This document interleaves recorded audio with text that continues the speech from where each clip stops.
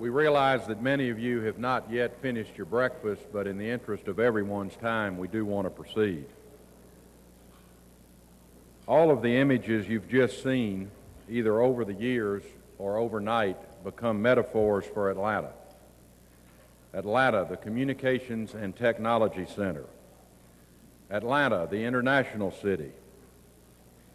Atlanta, the cradle of the civil rights movement. Atlanta, the Olympic city. Atlanta, home of the Braves. Of course, Atlanta is all of these things thanks to a great deal of blood, sweat, and tears, and a healthy dose of good fortune. It's all very calculated, yet we never succeed without some luck thrown in. The Braves championship season is an excellent example. When Ted Turner and John Sherholz put their heads together with their scouts in 1990, they had a pretty good idea of what they wanted to accomplish. They went to great lengths to bring together the players, both veterans and young talent, that they believed could create an exceptional, exciting team for Atlanta, a team that could get the job done for many years to come.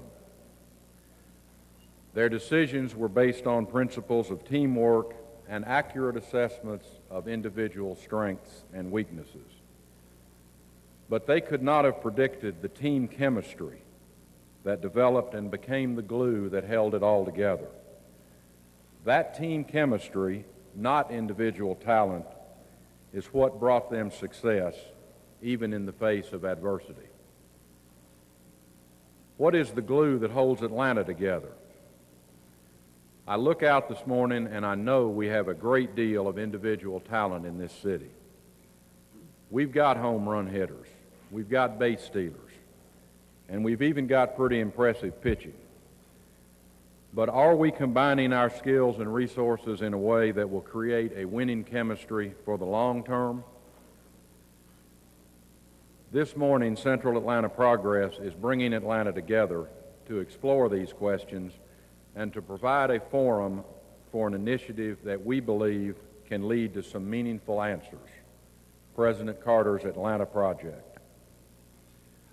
We're going to talk about leadership, not by resting on the laurels of a select few, but by framing the questions, how do we define leadership in the modern world? What characteristics will be important in the leadership of tomorrow? We're going to talk about challenges, not by presenting shocking statistics or gloom and doom predictions, but by recognizing the need to face the sober truths that confront us. We're also going to talk about accomplishments, not by adding another layer of fluff to the image of Atlanta, but by asking ourselves, where is our progress really taking us? These are serious questions. Finding answers, as I'm sure both Lewis Holland and President Carter know all too well, is not going to be easy. There are no simplistic solutions to the problems of urban America. And we may even have different ideas about history, priorities, rights, and responsibilities, about where we've come from and where we should be going. But those differences, in my opinion, strengthen the dialogue rather than weaken it. One thing is for sure, whoever we are and wherever our particular point of entry may be, we're all equally immigrants into a new era in Atlanta. How we collectively respond to the challenges that lie ahead will be the true test of Atlanta's team chemistry. I trust the choices we make as individuals will add up to a shared vision of what our city can become. A city like no other in the world. A community with both world-class sophistication and the courage to care for its citizens. A city that's a metaphor for teamwork and hope. A city that captures the imagination of the entire country.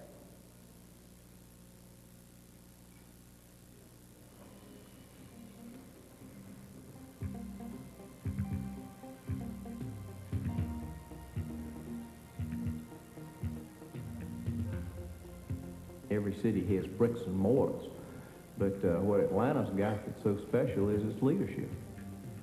It was the progressiveness of the leadership in Atlanta that has distinguished us and set us apart. The leadership evolution in Atlanta has been remarkable. In the 1950s, the leadership was almost totally in the black church and the white business community. There was a coalition of conscience that Martin Luther King used to talk about, that elected Mayor Ivan Allen, for instance, or that kept Mayor Hartsfield in power. That was the coalition that helped Mayor Hartsfield come up with the notion, a city too busy to hate. That was the leadership group that created the Atlanta Action Forum. Eventually, I think it evolved into Central Atlanta Progress. In the 50s and 60s, they were really out in front, along with Ralph McGill in the newspaper.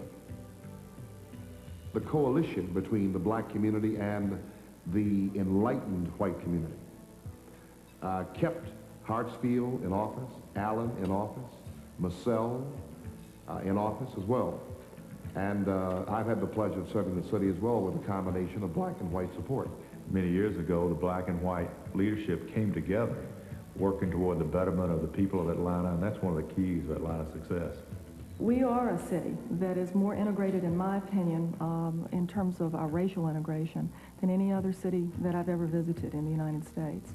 And I think that even though our race relations are not perfect, that they are a major stepping stone to our being able to deal with our problems as a community, an entire community together. As we look into the future and we look into the decade of the 90s, I see a real change in the type of leadership that we need. The image that's most important to me is the leader as servant. Atlanta is the primary example, in my opinion, in the nation of, number one, the most civically responsible business community in the country. Number two, a history of people, black and white, young and old, rich and poor, coming together across racial and economic lines to work with each other for the benefit of the city. Why? Because it's good for Atlanta. And one of the things that comes through loud and clear when people come to Atlanta is the sense of community that they see here that's not available in other cities and other communities around the country. One of the first comments that they make is about the community. And people talk about the film community. I think that it's one of the strengths that we have here, and it's one of the things that we need to be building on more. I think a leader is not effective unless they're working in community, unless they're accountable to a larger group of people. I think it's the only way you can be a leader is by working for the common good of the community. So I guess that I would say from the past, I would hope that the leaders that emerge as we move on into the next period of time once again can be able to swallow a little bit of their own personal desires and can some way look out to what might be the way that we'll cut a trail to really continue this city on the path that I think it's been on for the past 50 years.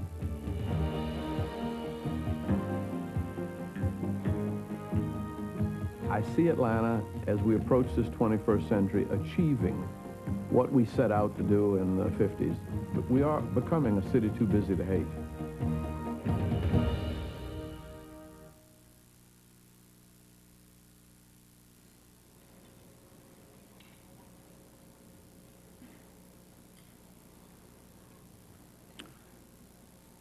You know, in thinking about the images of Atlanta and the people who brought her here, I'm reminded of a story of a little girl that best typifies vision in my eyes.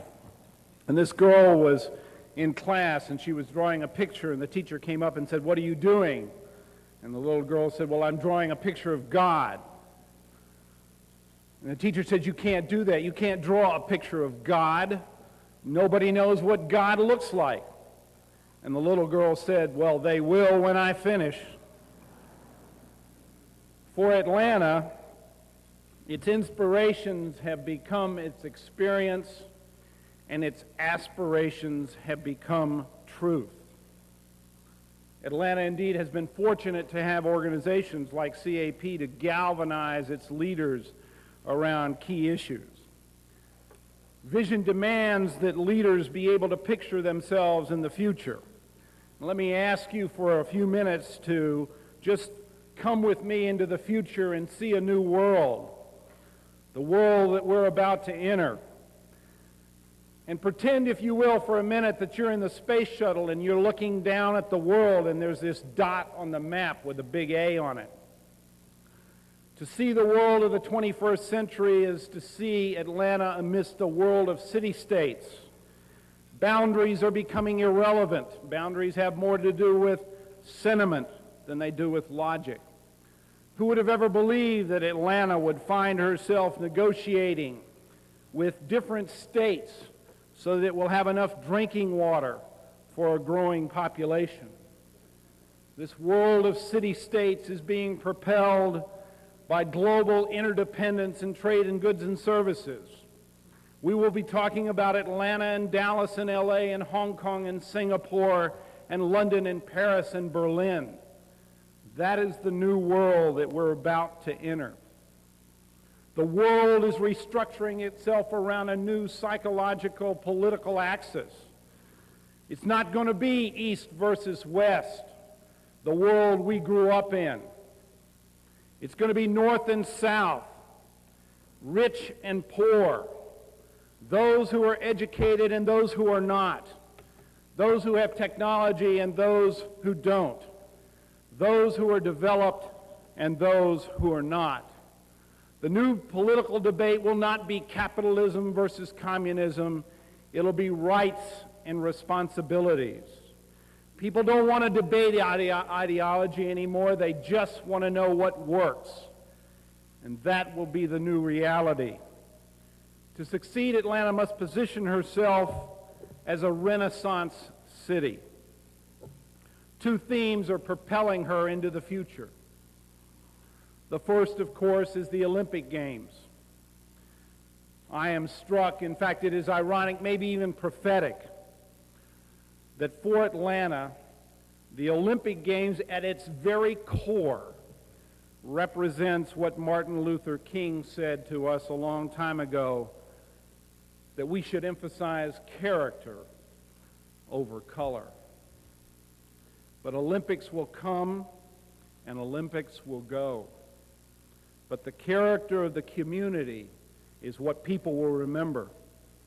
And that brings us to the second thrust, the Atlanta Project.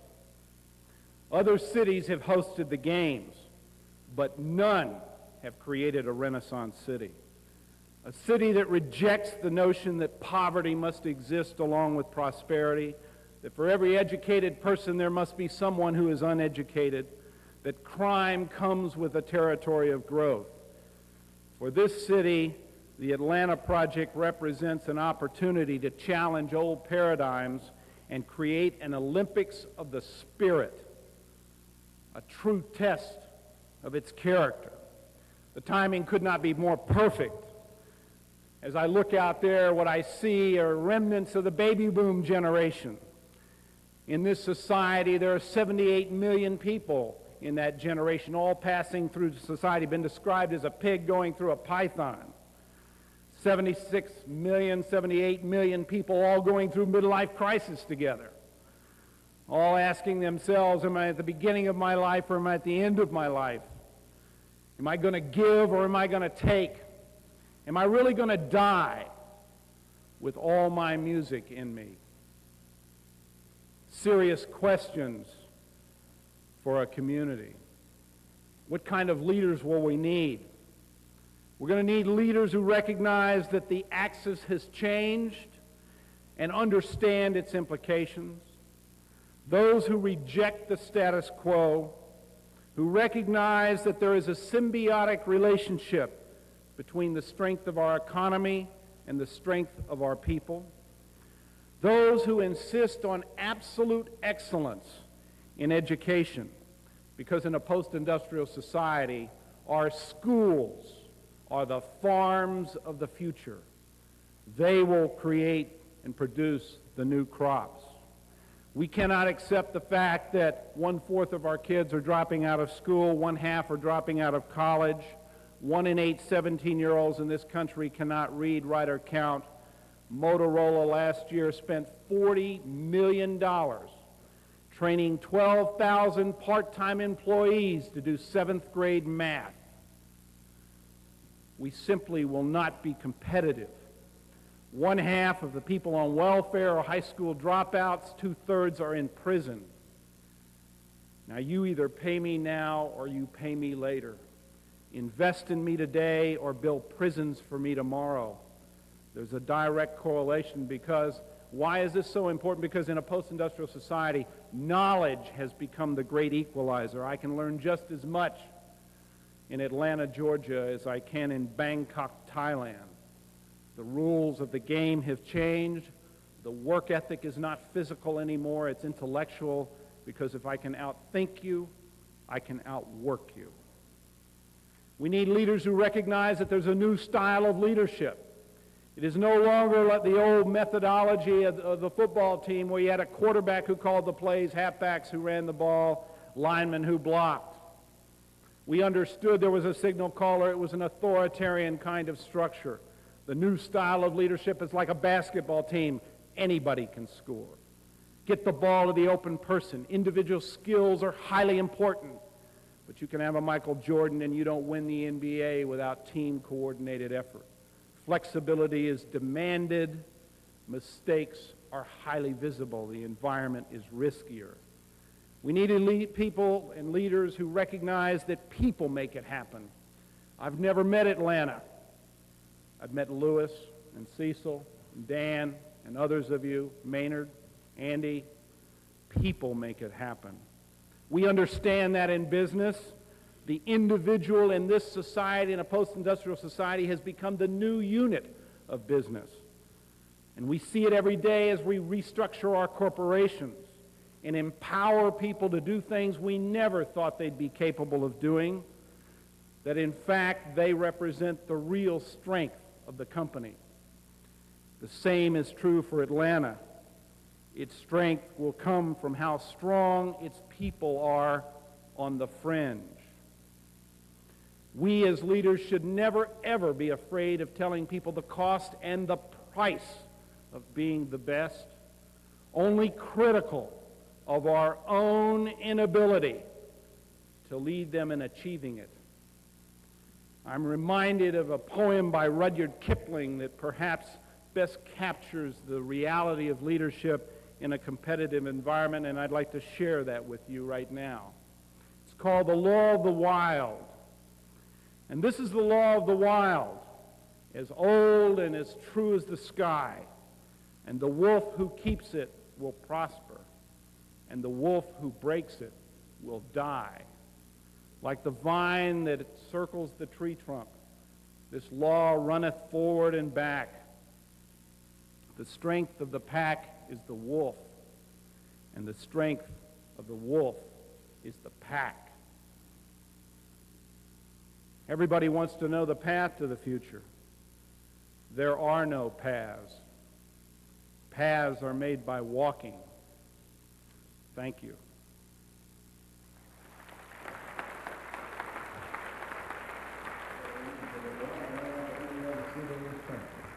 Is on the threshold of a physical, social, and cultural transformation. In central Atlanta, the heart of our city, is where much of this activity is occurring. That's why CAP's ability to bring the public, private, and nonprofit sectors together is so extremely important. No one organization or sector can address all of the challenges that face us. The 1996 Olympics, together with the Atlanta Project, represent incredible opportunities for Atlanta to become a positive symbol of progressive planning and inter-community relations for the rest of the country. Working together, we can seize the day. Working together, we can go beyond the hype and prove that Atlanta is a city of tomorrow. One of the things that we've been trying to do for a long time is to help create a 24-hour city, and during 1991, we moved closer to that goal. In the area of transportation, I would say that it's ARC, Atlanta Regional Commission, the Atlanta Chamber of Commerce, as well as CAP, working together with the city to have a central terminal where you bring heavy rail, light rail, and the buses together to central location. Ironically, that location is the location of the old Union Station. In the area of urban design, we jointly sponsored a competition for the redesign of Peachtree and Auburn Avenue. And we're pleased that this is underway. The study is completed. We're talking about now how we're going to fund this and bring it to fruition. ComNet's a very important project, and it links the private sector police force with the public sector police force, and it's been a very effective project that CAP had a major hand in bringing about. in terms of redevelopment issues, again, we play both lead roles as well as supportive roles. In the case of Techwood, I would say we're playing more of a supportive role, but that is a major effort that is vitally important to this city. After that, if you move south from there and just east of there, the fairly popular area. And that's been described as really the hole in the donut. And it is so important that we revitalize that area. And if you let your imagination run, it becomes a very exciting opportunity for the city of Atlanta. Another area that I would call to your attention is the redevelopment of Bedford Pines. The beginning of Bedford Pine was Park Central Communities, and from that grew Bedford Pine and other developments such as the Post Properties development that will take place. We recently sold a piece of property that we were involved in down there, and we're proud that we have been the catalyst and the spark that helped rejuvenate that. We recognize the importance of housing in the central area, whether it be for low income to moderate to hopefully even upper income housing. As we look ahead and consider all the things that I've talked about, we must remember that when all is said and done, the bottom line is people. That's why our work with the Alliance for Human Services is crucial. That's why CAP in the business community is working with President Carter in the Atlanta Project. People make the heart of a city strong. People. People are what gives the city its soul. Everything else is just bricks and mortar.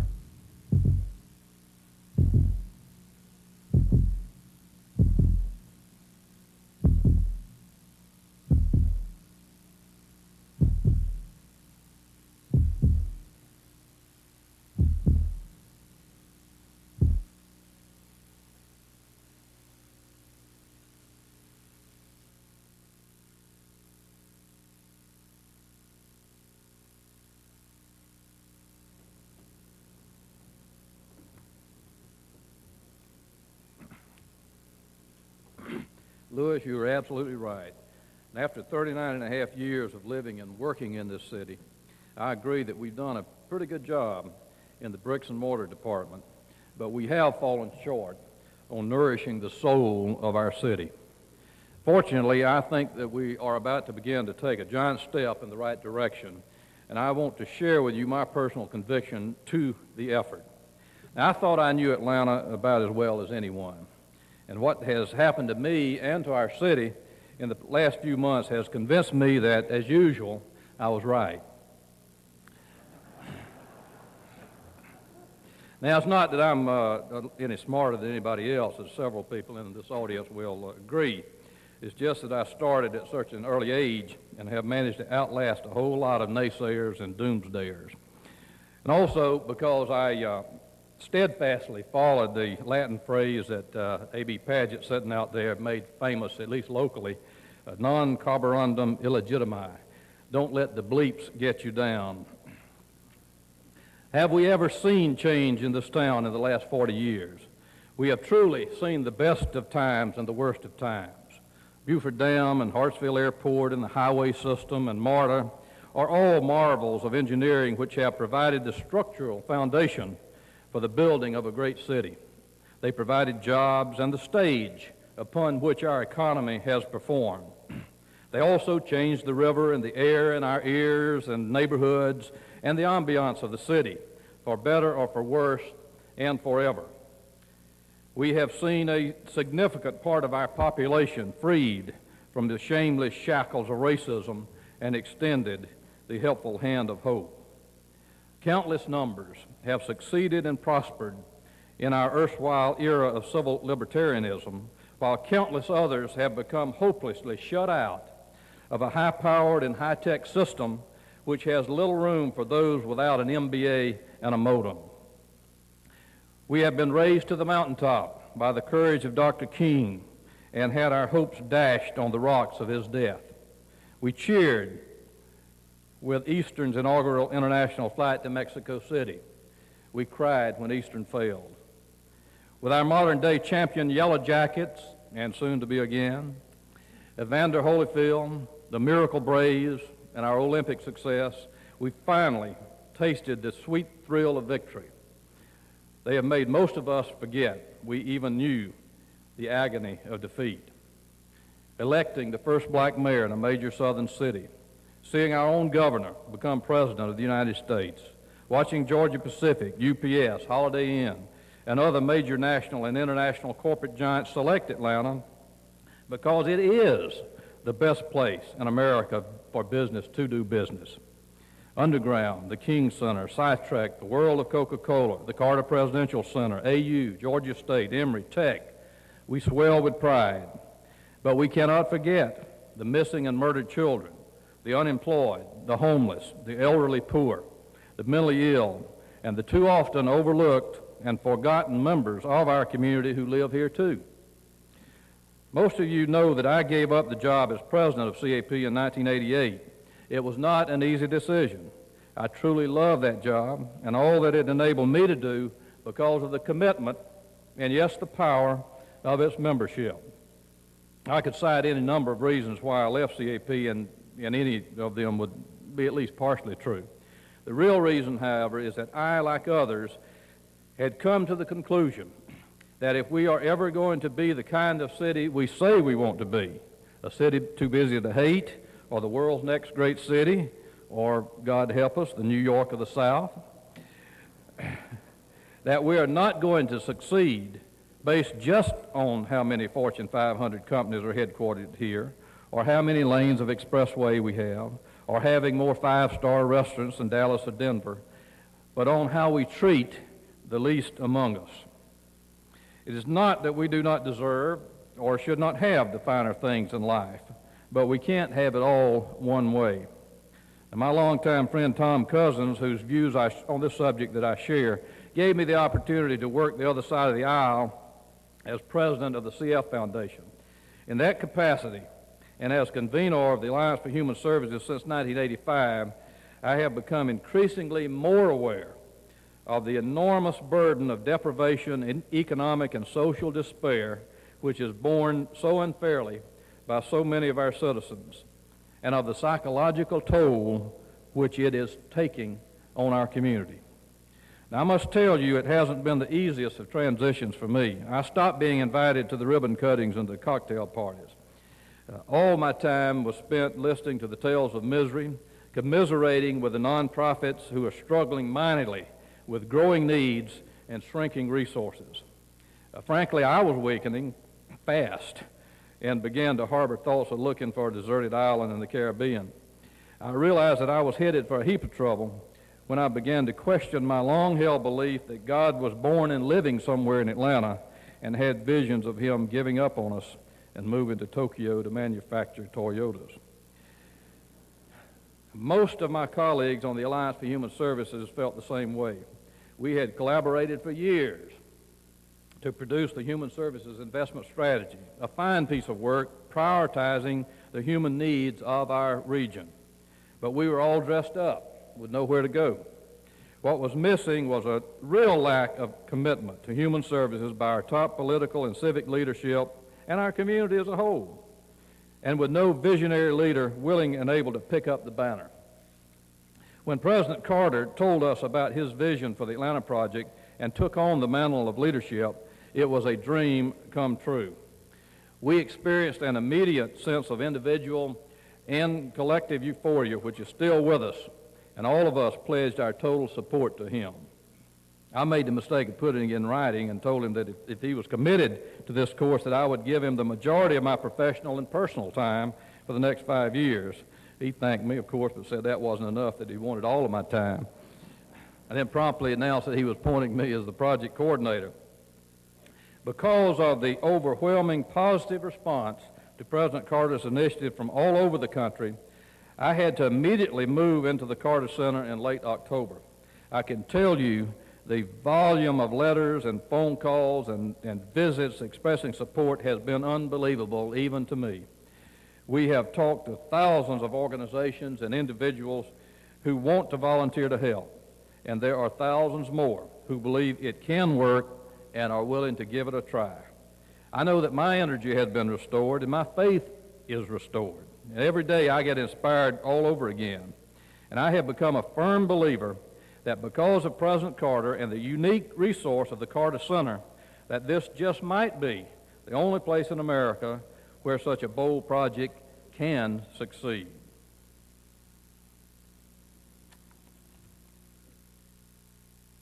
A little more than 5 years ago, we began to have dreams. But I think it's accurate to say that this is one time the dream was exceeded by the reality. It's even more beautiful and challenging than what we ever thought it might be. In October 1986, Jimmy and Rosalind Carter inaugurated the Carter Center. They dedicated the Atlanta-based organization to alleviating conflict and suffering throughout the world. Taking its inspiration from the 1980 Global 2000 report commissioned by President Carter, the Carter Center is sowing the seeds of a green revolution. In Ghana, the center's Global 2000 program has achieved unparalleled success in fighting hunger. Under the direction of Nobel laureate Dr. Norman Borlaug, Global 2000 helped 40 farmers plant their land using improved seed and fertilizer. By the end of 1989, more than 200,000 families were growing 4 times as much food on the same amount of land. For the first time, Ghana is faced with a surplus rather than a shortage of food.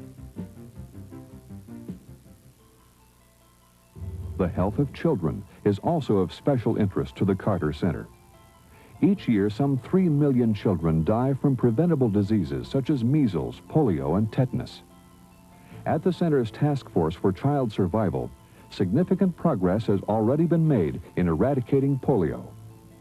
Working in conjunction with the United Nations and other international organizations, the task force hopes to immunize all the world's children by the year 2000.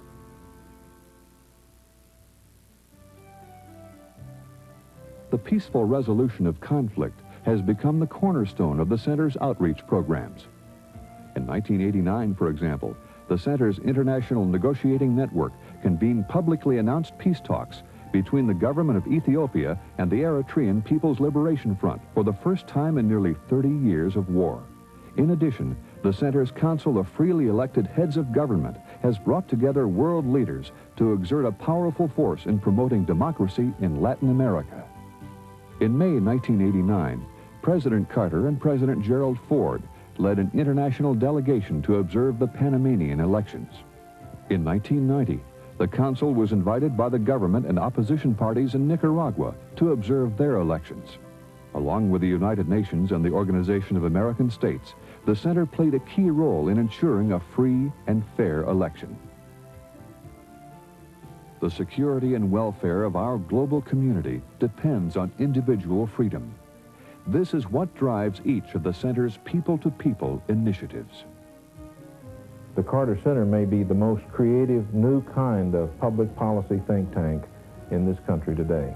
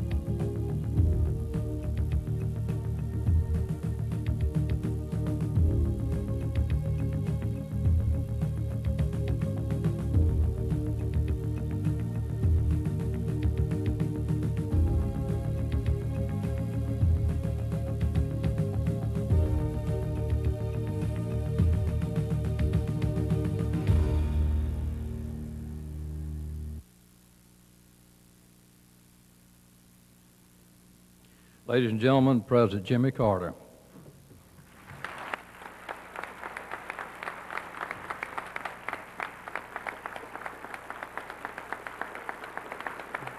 Thank you.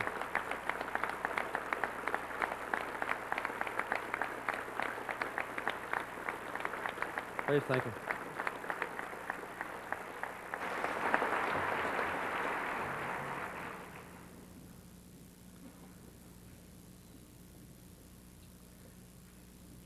a few months ago when Dan Sweat came to the Carter Center to join us as coordinator of the Secretariat of Atlanta Project. We became good friends, having known each other since I was first elected governor.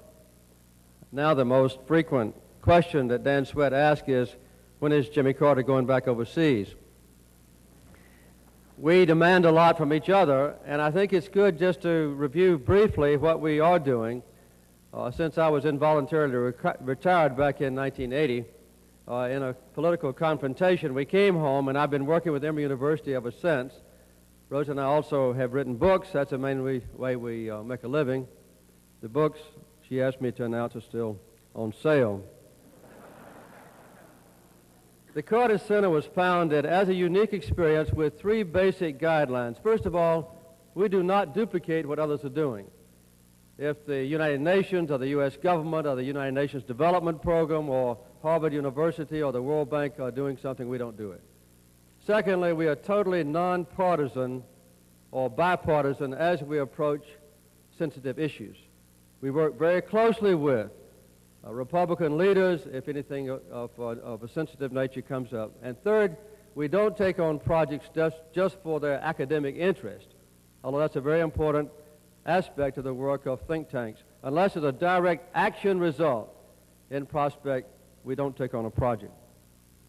We are able, having been the first family of this country and having respect from that office throughout the world, we are able to bring together leaders in a spirit sometimes of cooperation or sharing that hadn't been the case in the past. Holding peace talks is obviously one example. You've seen a small sample of those on the screen. Let me give you a more vivid example, primarily attributed to the leadership of Dr. William Faggy, the director of our center. About 6 years ago, the World Health Organization, UNICEF, United Nations Development Program, Rockefeller Foundation, and others had been trying to immunize the world's children against basic diseases, polio, measles, diphtheria, typhoid, whooping cough, and so forth. They had not made much progress. Only about 20% of the world's children had been immunized. All we did was to help them form a team, and with not any substantial increase in the amount of money or people involved, in just 5 years, that percentage jumped from 20% to 80% of the world's children immunized.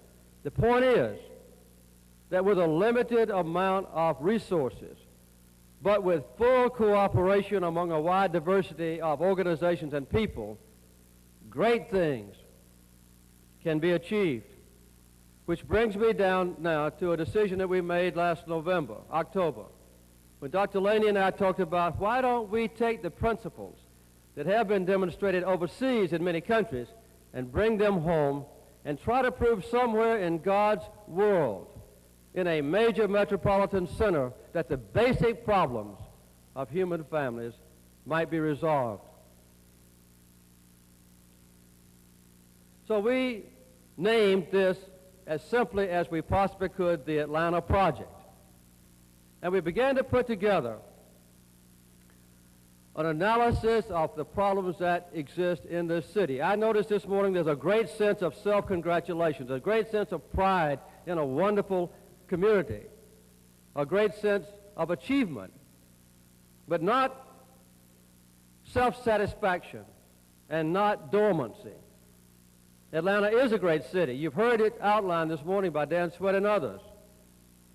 Fortune magazine, the best community within which your business can make an investment. Olympics in competition with all the other cities in the world that wanted that honor. Many things we have of which we can be proud. But still, Atlanta has serious problems.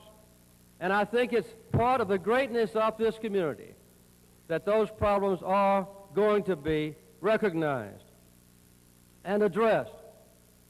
The drug culture is rampant. Crime is increasing. The jails are overloaded. The school dropout rate is high. Our babies have a high mortality rate.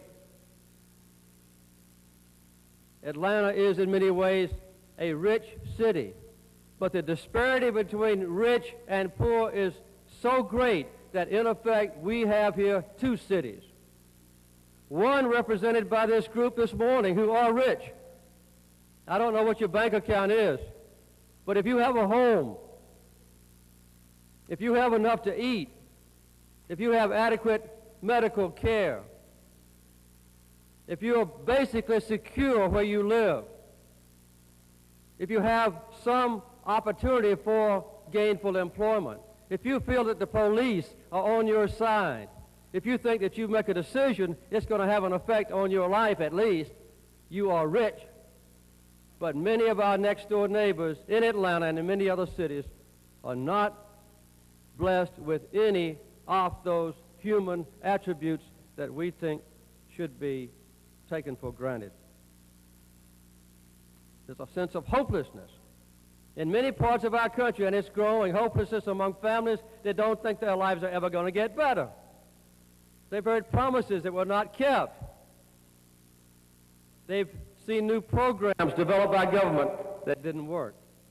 And perhaps more insidious is a hopelessness that exists among leaders who don't believe that anything can be done about the drug culture, about teenage pregnancy, about homelessness, about crime, about school dropouts, about unemployment. I don't believe, and you don't believe, I'm sure, that the sense of hopelessness is justified.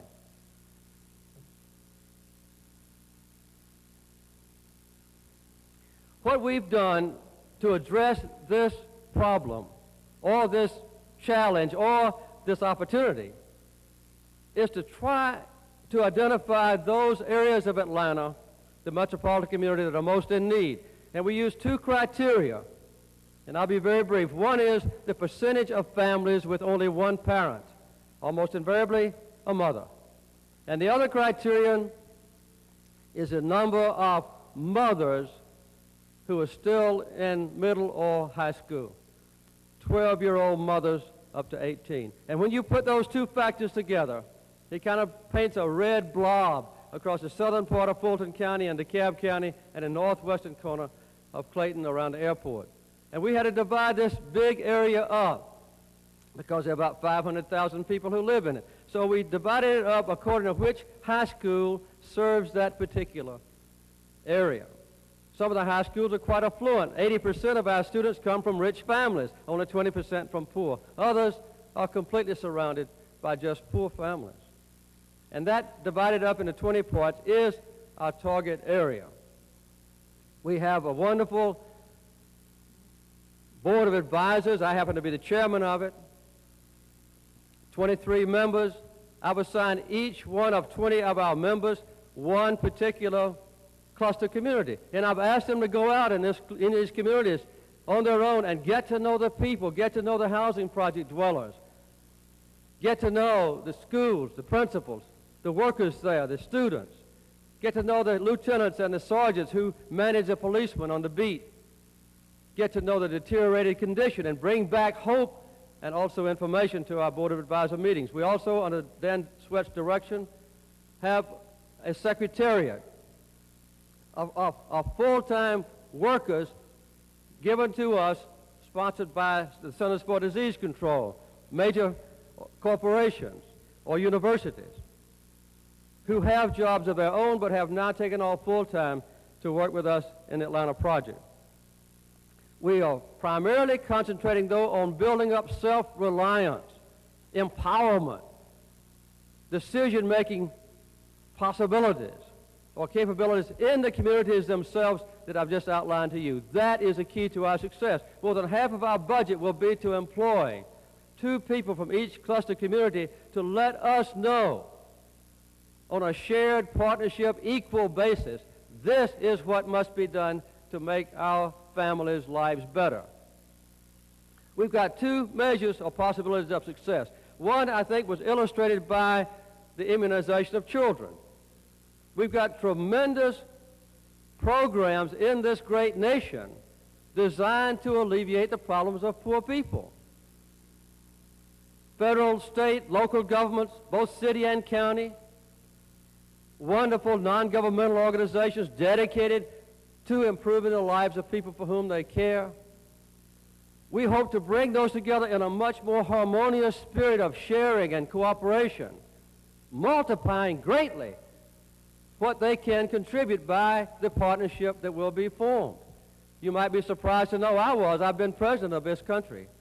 We have 110 federal agencies in Atlanta responsible for the entire southeastern part of the United States. They're coming together now. I've met with all of them, along with Dan Sweat, to make sure they understand this is what you can do to help. And the city and county governments are cooperating fully. The governor and lieutenant governor are working fully together with the Atlanta project. That's one of the elements of success.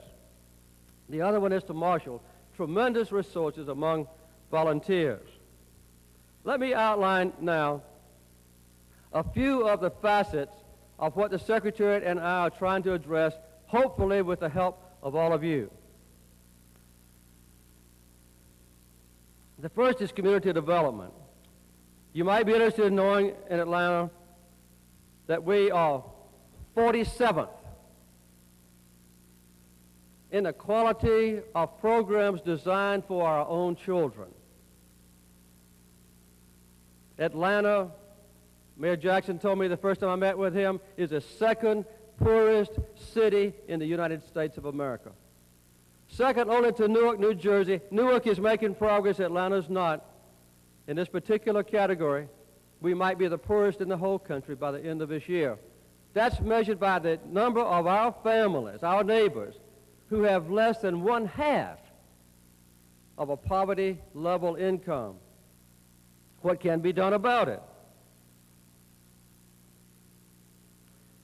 First of all, we're going to try to bring together in a new spirit of harmony, of cooperation, of understanding, of compassion, of partnership, even of love, those who make the decisions, like all of us in this room, and those who suffer from or fail to benefit when our decisions are not adequate or are based on inadequate knowledge of their needs. We have a long way to go. And I'm going to say some things you may not like. I'm familiar with the work of the Central Atlanta Progress. But sometimes these decisions are made not with adequate care for people who are suffering. We tend to think whatever's good for business, whatever's good for the banks, whatever's good for the Carter Center or Emory University or Georgia Tech is therefore good in itself for Atlanta. That is not the case. Yesterday afternoon, for instance, I went out from the Carter Center 100 yards west in the midst of a kudzu field, and I spent a few times with Roseland, meeting with 7 families living there in little tiny tar paper shacks. There you might think are despicable people who are absolutely worthless. They're all looking for jobs. One of them opened a door and I saw a bunch of orange crates there filled with what? Books. Well-read books. One was a carpenter. He had helped the other homeless people build a place to live. They were sharing, but in a sense of privacy. Their little houses separated by big piles of unmowed kudzu. They're our neighbors, 100 yards from the Carter Center. They were helping each other. Were we helping them? No. I was told that one of them was recently arrested for urinating in the kudzu. The sentence for urination in public can be as high as 17 days in the local jail. They believe that they are arrested because they want to be harassed and moved out of so-called respectable communities. We don't even provide them with portable toilets. We think somehow they're subhuman. Because they're living in a tar paper shack, they don't deserve a toilet. That bothers me. But we're not doing anything about it. We ought to. Just 3 blocks north of the Carter Center is an open door. We met with 30 formerly homeless people, a lot of them alcoholics formerly, and drug addicts, who are now living together and doing what? Those 30 people, formerly homeless, are now providing 10,000 meals a month for other homeless people who don't have a place to stay. more than 300 meals every day, and they are proud of themselves, and they are helping their fellow human beings a lot more than I have been helping my fellow human beings. That is what community development can do, is to empower people to help each other, but for us to join in, not in a supercilious, I am better than you attitude, but what can we do together to make this a really great city? Let's move on now to the next point. Health care. I'm proud of what we've done in health care. I've mentioned already the great programs that the Carter Center has all over the world in health care. I teach at Emory University, which has one of the greatest medical centers in the whole world. We're not in a position, though, of being self-satisfied. Georgia ranks either first or second, I'm not quite sure, in infant mortality. More of our young babies die than any other place in the United States. When we first began the Atlanta Project, Rosa and I went by Grady Hospital to see what can we do with the Atlanta Project. We were just exploring it then. There was a little baby that had been born. Only weighed 1 pound and 2 ounces. Looked like a miniature doll. The mother was addicted to crack. She didn't even know she was pregnant. She went to the bathroom, had the baby on the floor. The baby has survived. It now weighs 8.5 pounds. It was named Pumpkin. You know how much it costs the taxpayers to bring Pumpkin up to normal birth weight? $300,000. The baby now weighs 8.5 pounds, still doesn't have any parents, doesn't have a home. But Pumpkin is just one of many because we haven't taken adequate care of mothers who are going to have a baby. 30% of the mothers in this community have the baby without having any prenatal care or totally inadequate prenatal care. 1 out of 6 babies born at Grady Hospital are crack babies. Their mothers are addicted to crack cocaine when the baby is born. That is not the kind of thing on which we can rest and say Atlanta is a great city. Yes, it's a great city, but it can be much greater.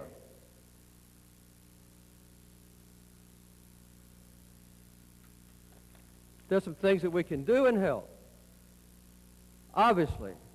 And I don't need to go down the list of those things. I want every medical doctor in this city to volunteer to put in 5 or 6 hours a week at least, helping those who need help. We need to make sure that every child has a physical examination in the housing projects as well as in the affluent areas to find out what they need as a child. We want to make sure that every baby born in this city is fully inoculated against diseases before they're 2 years old.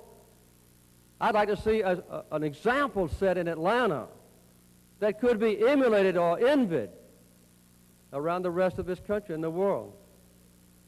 It's not a hopeless case. It can be done. But the first step is the one that this great city has already made. We recognize we've got a long way to go. We are ready now to try. The next category would be in education. How do we rank in education? The second highest number of dropouts in the country. I've been visiting the schools. I've asked all of my members of our advisory committee to do the same. I was in a middle school long ago, bright kids asking me questions that were very hard to answer. Stimulating questions I didn't hear anywhere else and wouldn't. Afterwards, I asked the principal, what are the main problems here? She said, Mr. President, the boys believe that their future success, their status in life, is dependent upon their ownership of a semi-automatic weapon. And I said, what about the girls? She said, pregnancy is a growing problem.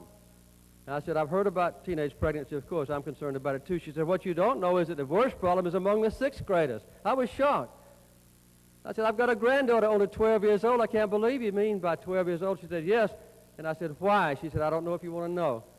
And she finally told me, the drug pushers and pimps prefer sex with the little girls, she said. They're less able to defend themselves. They're cheaper. And more importantly, they're less likely to have AIDS. That's not Bangladesh, and that's not Addis Ababa, and that's not Lusaka. That's Atlanta, Georgia. And the problem is that we don't really know how to relate to people whose 12-year-old daughters get pregnant, who are living just a few hundred yards from where we live a sequestered life.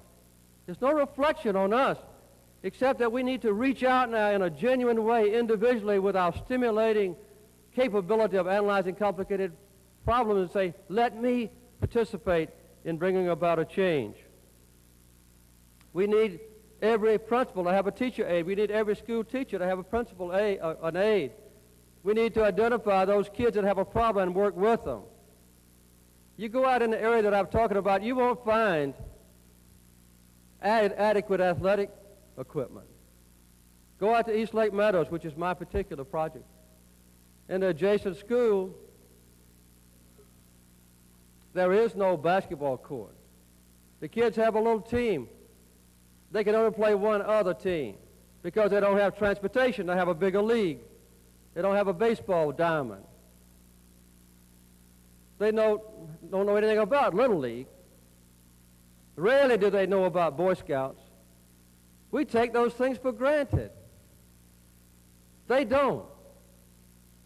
Our schools should be the repository for a stimulating, wonderful opportunity to identify the kids that are at risk in the middle and high school years and put in our citizen schools in every one of them and let those children get a little bit of extra care, sponsored by the major corporations and banks in this city.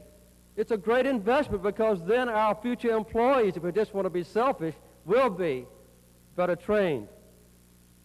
Let's turn now to crime.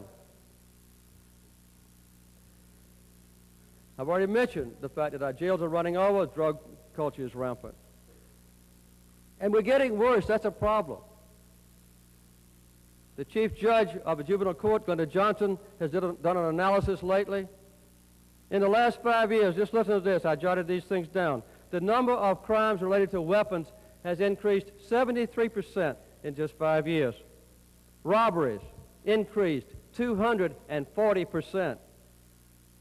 Crimes of violence, 300%. Drug-related crimes, 1,700%.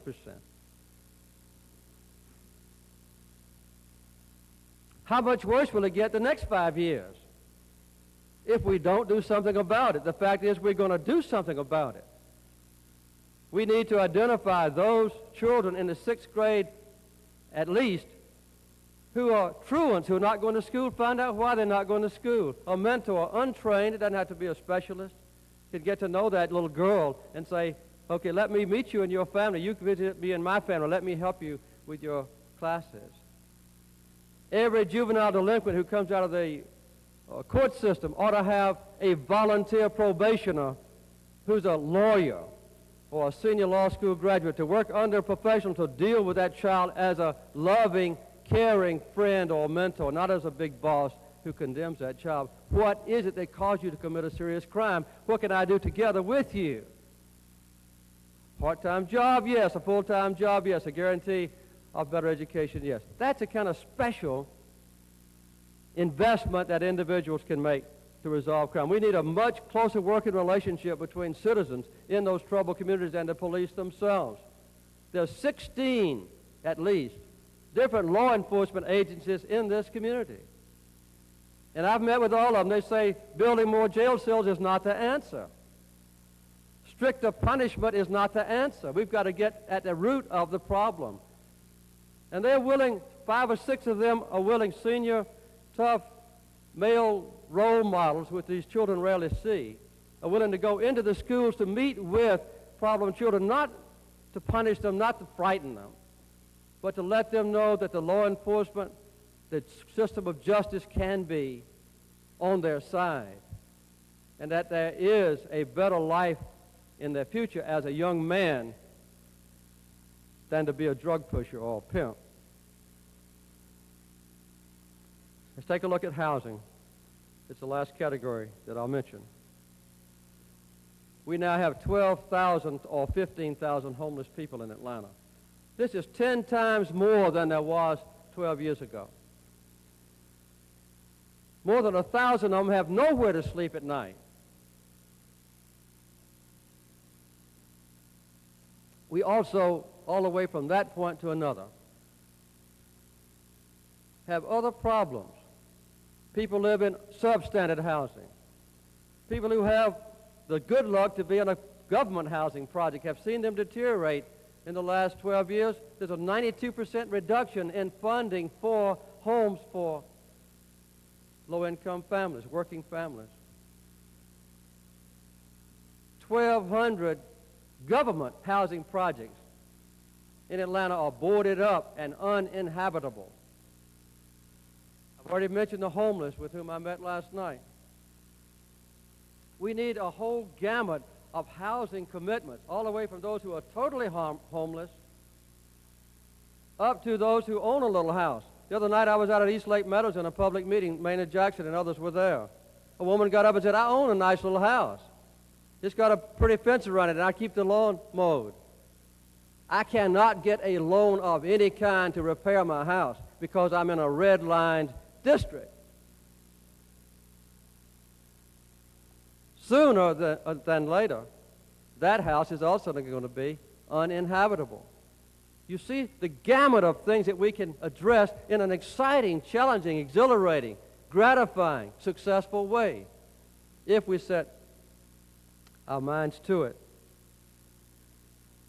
Well, let me close by saying that what we need and what I think we will have is a united approach where all of us, no matter how diverse we might be in our background, our commitment, our hopes, our dreams, our fears, our aspirations, our concerns, can join together.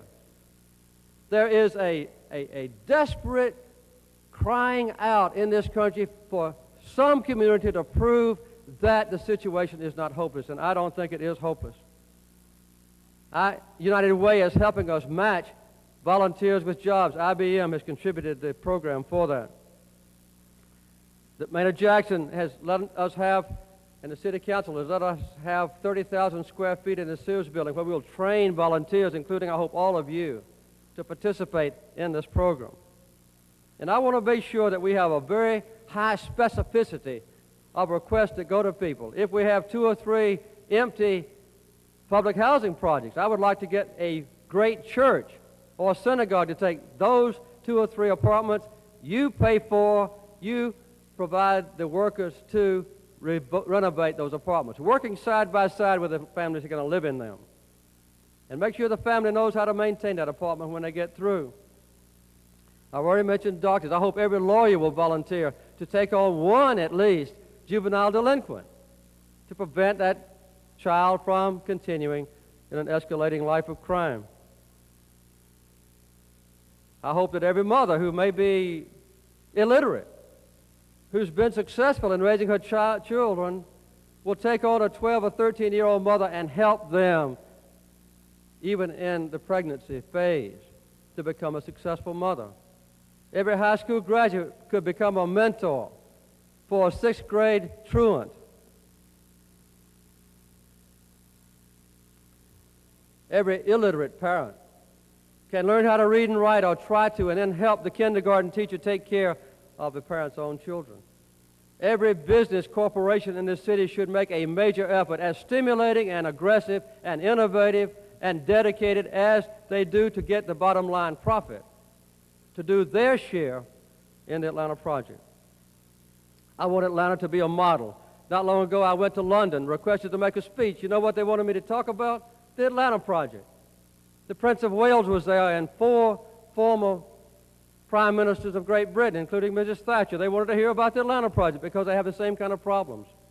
The Los Angeles people and those from San Francisco, those from Chicago, have already invited me up to talk about the Atlanta project. Next week, we'll be going up to talk to President Bush to make sure that he knows that this is not a partisan thing. And the following week, we'll be meeting with the cabinet officers. Next week, by the way, we'll meet with the House and Senate leaders to let them see that Atlanta can be an experiment station to try out new ways of dealing with these intransigent problems.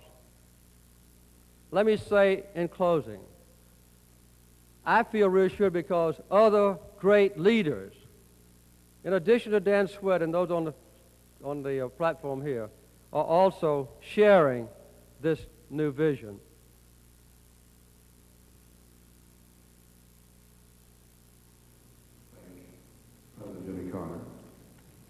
doing what is so desperately needed. President Carter, your example is going to change not only Atlanta, but this nation. You have lit a candle in the dark. You've thrown a pebble into the lake. The reverberations are going to be endless, and we're going to be better off because of it. We want you to know we're with you all the way. I think what the Carter Project does is give us a time and say, wait a minute. We've gone as far as we can go alone. We've got to reach down and take the rest of God's children with us. And now, Jimmy Carter says with the Atlanta Project, let's focus some of our resources here in Atlanta. Let's make Atlanta a better place to live for all the citizens. Let's bring the citizens of wealth together with the citizens of low income and help work together to make a better place for all. We're really very, very fortunate in Atlanta to have somebody of his stature around whom all of these groups and organizations and efforts can be focused. People are willing to do because they know that President Carter wouldn't put his name and his energies to something that really wasn't feasible, that wasn't possible. So I think for many of us, and clearly including myself, one of the reasons for feeling as committed to it as we are is that we know that President Carter has a vision, and we want to be able to follow that vision and see it come to its fruition. It's up to us in Atlanta to participate and to support and to work with him in following his leadership. If the Atlanta Project can help to take these huge problems and break them down into pieces so that individuals can say, well, if I work on this piece, I'll have some confidence that somebody else will be working on that piece, and together we can make a difference. We'll make a difference because people are going to deal with people. Regular people, black and white, rich and poor, young and old, will come together to solve the problems. And this old Elizabethan model of the rich doing for the poor is replaced with a community-wide model of people doing for themselves. You know, you can't help but remember when we won the Olympics, folk really didn't shout and scream, I am an African American and I am proud that we have the Olympics. Folk didn't say, I am from the poor of Atlanta and we got the Olympics. People said, I am from Atlanta and this is what we won.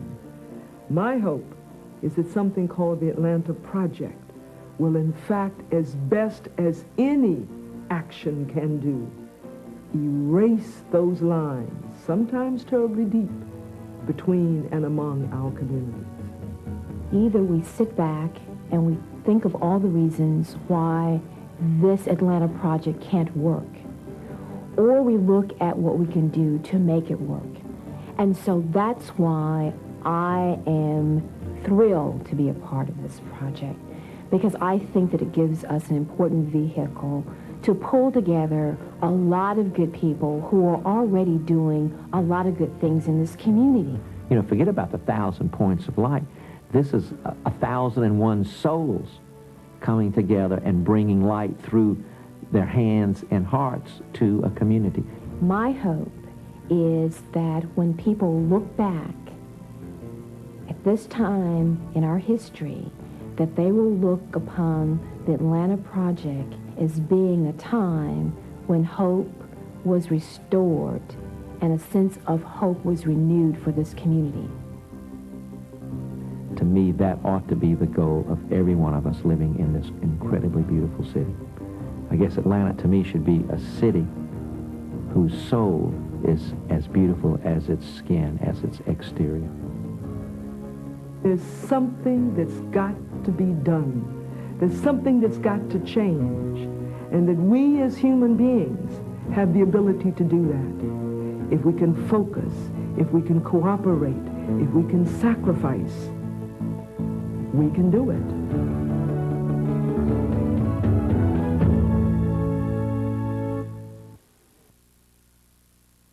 Well, I think you know from what you've just heard that everyone has something to give.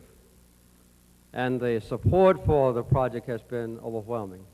It is extremely difficult to put all these pieces together and in an unprecedented way address the blight that falls on our neighbors in a collective fashion. Not just school dropouts, not just teenage pregnancy, but the whole gamut of problems that are our neighbors and therefore ourselves.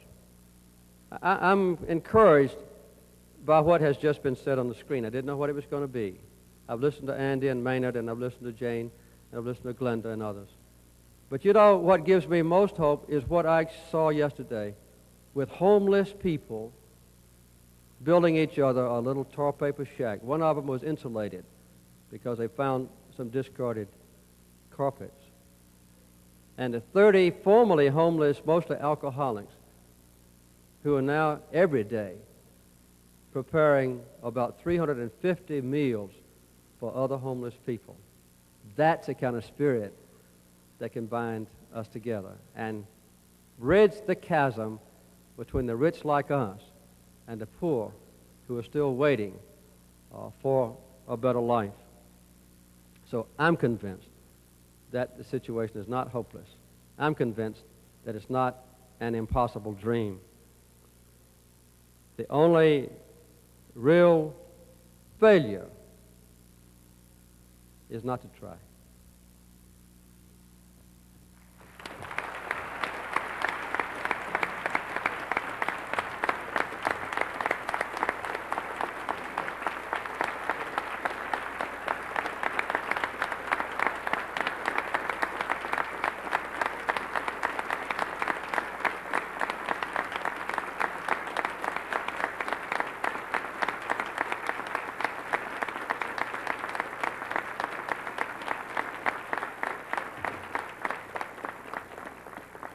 Our special thanks to President and Ms. Carter for joining us this morning. I know my eyes have been opened, and I suspect yours have too. We also thank you for being with us. This concludes our meeting. Good morning.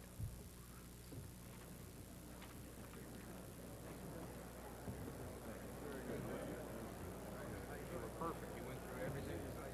Studied.